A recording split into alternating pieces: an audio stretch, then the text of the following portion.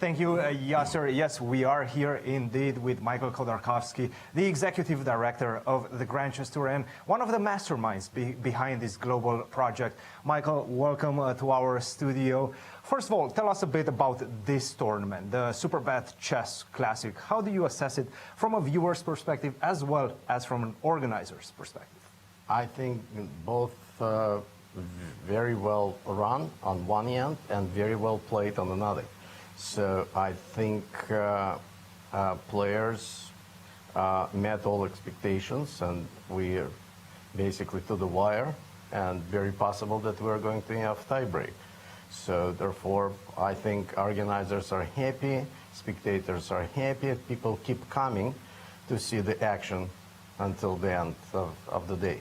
And tell us a bit about the selection process, because one thing that strikes me about this tournament is the eclectic mix of young talent as well as experienced players, and of course, 4 candidates. Tell us about that. That's our goal.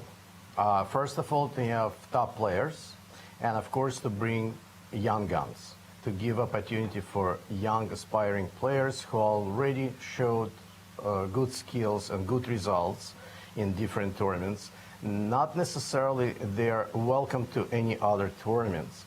Therefore, we give wild cards to those who may perform well and actually be recognized. And especially here in Romania, we have a couple of interesting youngsters, and one of them is Bogdan Diak.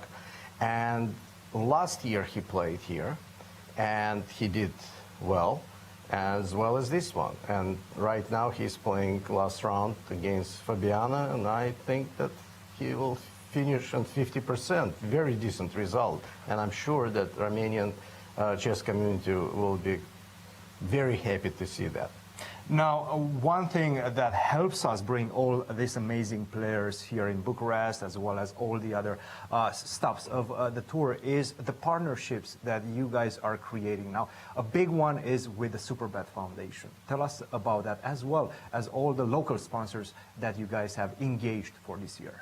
Yeah, Superbet Foundation became our major partner in Europe, and they're sponsoring all 3 events in Europe, Zagreb, Warsaw, and of course Bucharest. And because of that, obviously they have aspiration to be probably capital of Europe.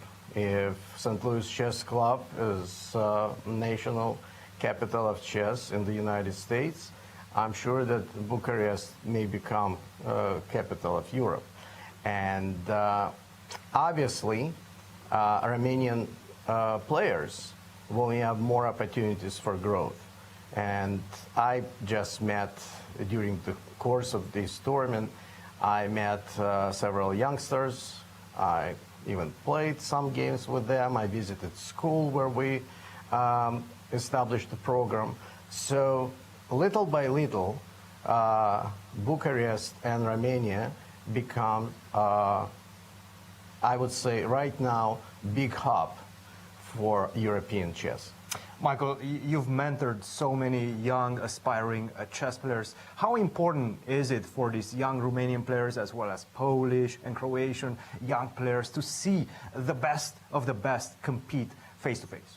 Well, you know, I remember my youth, and of course, every tournament that we attended, and we saw legends, we saw our heroes on stage playing, it was aspiring. We certainly wanted to be at least one of them, if not all of them. And obviously we have our own heroes maybe to follow, but it is very aspiring. And seeing here many youngsters from the opening ceremony, from playing simultaneous exhibitions and visiting day by day every round, you can see that it's big interest, and it's a factor of future of chess in Romania. Absolutely. As this tournament finishes, we're getting ready to go to Warsaw, a new stop in the Grand Chess Tour. How did that came about, and what are your expectations for that stop of the tour? Well, it would be first time. And again, it's because Superbet Foundation has its offices in Poland, and they decided to open new stop for us on the tour. And having Duda and Wojtaszek playing, especially Duda is Another candidate for the World Championship cycle.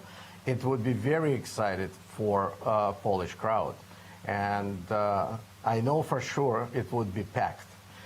Well, I love the fact that a competition almost feels like brewing between Romania, Warsaw, and all these stuff trying to establish themselves as the European capital of chess. Now, to finalize this interview, I would like to ask your opinion about the games today, Michael. Okay. We know that we do have a draw, and of course, I want to ask your opinion about this one. How do you see the position? Does Wesley have any chances of actually winning this one outright? Well, you know, it's hard to say whether he will be able to win outright, but definitely he will be pushing for that because this is the chance for him to win first leg and grab first prize and bonus point towards Grand Chess Tour. So this game will continue. You know, he will be pushing. And as we were entering the interview, you also mentioned this game and MVL potentially trying to do something in his game against Ali Reza. What do you think of this? Well, two Frenchmen are playing against each other. Obviously, each of them wants to win. For Maxime, it's opportunity to catch up with Aronian, and potentially so, and it would be a three-way tie, and that would be even more exciting to see a long Saturday night chess. And again, this tournament showed us that nerves are not very steady for the chess players. There were some blunders. Here is very dynamic, balanced position, and we might see some excitement. This type of exciting chess is exactly what we are looking forward to see in this type of events. Thank you very much, Michael, for joining us, and we'll see you soon in Poland. Of course. Guys, back to you. Thank you, Cristian. Thank you, Michael. And let's just jump in.